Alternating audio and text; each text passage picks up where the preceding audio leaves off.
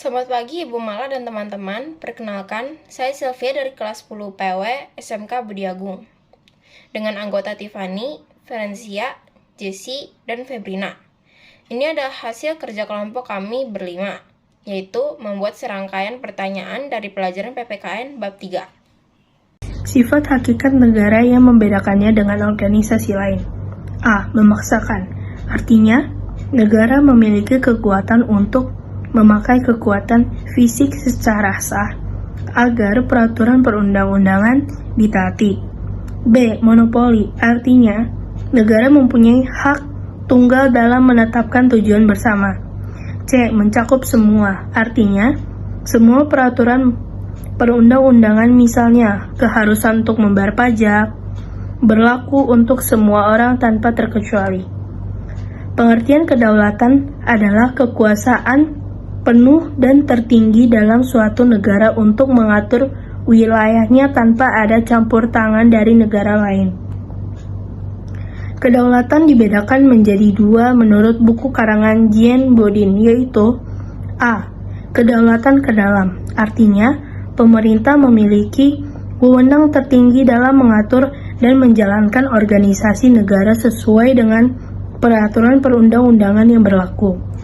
B. Kedaulatan keluar, artinya dalam mengadakan hubungan atau kerjasama dengan negara lain, pemerintah berkuasa, bebas, tidak terikat, dan tidak tunduk kepada kekuasaan atau negara lain.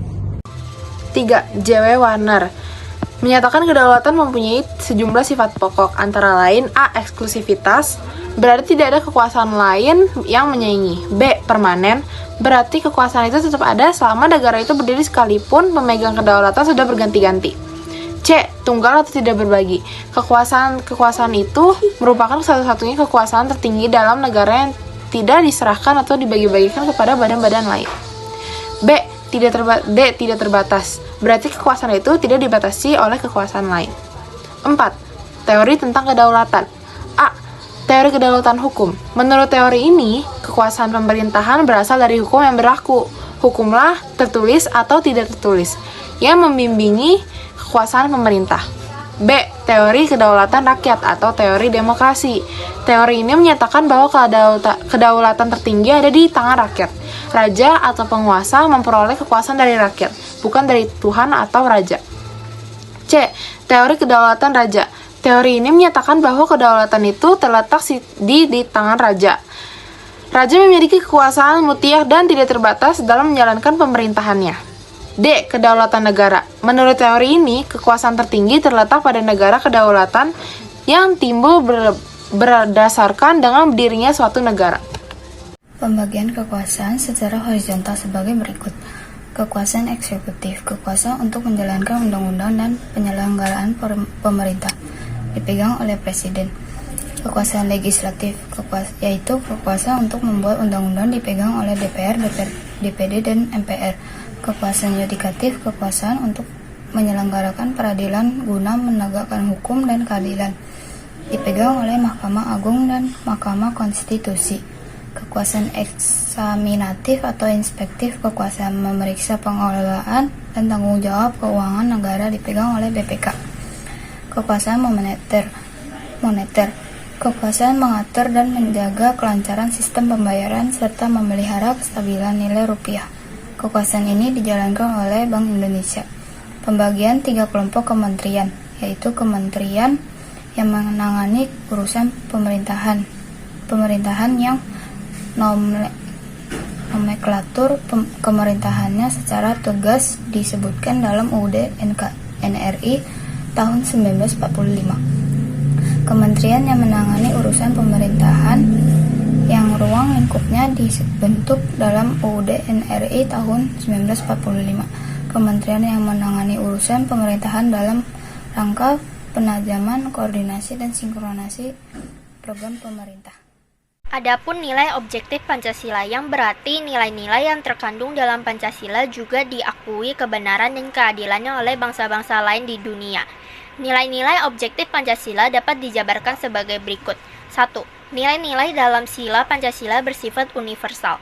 2. Nilai-nilai Pancasila terkait dengan hidup kemanusiaan yang mutlak atau antara manusia dan Tuhan, antara manusia dan manusia lain, serta antara manusia dan lingkungannya. 3. Pancasila dalam pembukaan UUD NRI tahun 1945 menurut ilmu hukum memenuhi syarat sebagai kaidah negara yang fundamental, serta tidak dapat dihapus oleh siapapun. Dengan demikian, nilai-nilai Pancasila akan tetap ada. 4. Pembukaan UUD NRI tahun 1945 secara hukum tidak dapat diubah oleh siapapun, termasuk MPR hasil pemilihan umum, mengubah pembukaan UUD NRI tahun 1945 sama artinya dengan membubarkan negara Indonesia. Dengan demikian, rumusan Pancasila yang berada di dalam pembukaan UUD NRI tahun 1945 akan tetap ada. Aktualisasi nilai-nilai Pancasila dalam penyelenggaraan negara. A. Negara berdasarkan ketuhanan yang Maha Esa. Setiap penyelenggaraan pemerintahan dan semua individu yang terkait di dalamnya meyakini dan mengimani adanya Tuhan yang Maha Esa sesuai agama dan kepercayaan terhadap Tuhan yang Maha Esa. B. Negara berdasarkan kemanusiaan yang adil dan beradab. Penyelenggaraan negara harus mengakui adanya martabat manusia, adil terhadap manusia, dan tidak lupa untuk bersikap baik dengan lingkungan alam. C. Negara berdasarkan persatuan Indonesia. Persatuan Indonesia disebut juga dengan nasionalisme, yaitu rasa cinta tanah air.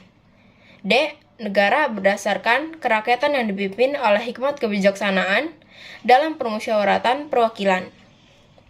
Kerakyatan berarti kekuasaan tertinggi di tangan rakyat.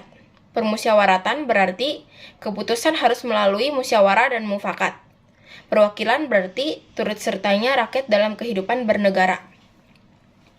E. Negara berdasarkan keadilan sosial bagi seluruh rakyat Indonesia.